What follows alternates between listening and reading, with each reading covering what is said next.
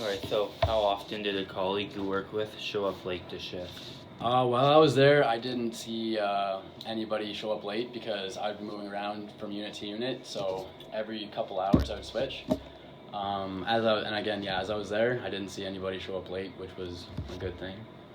Alright, did you experience other coworkers treat inmates with constant disrespect? I've seen coworkers like shoot shots at a couple inmates. I wouldn't call it disrespect because they're just joking around with each other. Of course, like when I first hear it, I'm kind of like thinking that's edgy because I'm thinking of professionalism, but that's just their way of building rapport, and so I wouldn't really call it disrespect, but yeah. Alright, how often did you experience stress while working? I would say twice. There were two major incidents. One was a fight that broke out in front of me. They were outside of a unit, and I was walking to go to another unit, and they started fighting right in front of me. So I ran back inside, and I got the COs to come out and break up the fight, and that was obviously a high stress situation. Another one when there was the entire prison went on lockdown because of a drone drop. There were drugs everywhere, so that was pretty stressful. All the inmates were pissed off because they were locked in their cells. So yeah, it was pretty stressful, but it was a really good experience. Okay. Was each employee treated with the same amount of respect from superior officers? I would say so, yes. I didn't see any disrespect coming from anybody. Although I did hear a few stories that the keepers, they tended to show a little bit more of a power trip and kind of control the other COs more, but personally I didn't see anything in my experience. What are two things that you have learned from this experience? One thing I learned for sure is building rapport with inmates as well as my colleagues.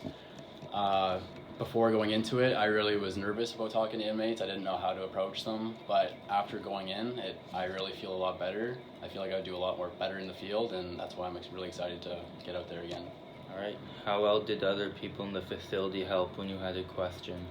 To be honest, it wasn't that great because I didn't have a mentor, but I would always be able to find somebody that would answer my questions and help me out however I needed, which was really great. How important was time management during your placement? In what ways was it important? For me, I would say time management really helped me when I would get ready the day before. I would make my lunch, I'd get prepared for the day beforehand that night.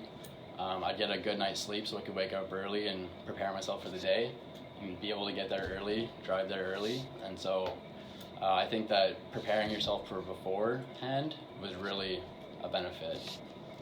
How often did you need to adapt to new ways of doing something during your placement? I would say twice, again with the fight that it broke out and the drone drop because everything went on lockdown. They were high stress situations, so my first few days there, I was relaxed, I didn't really see much go on.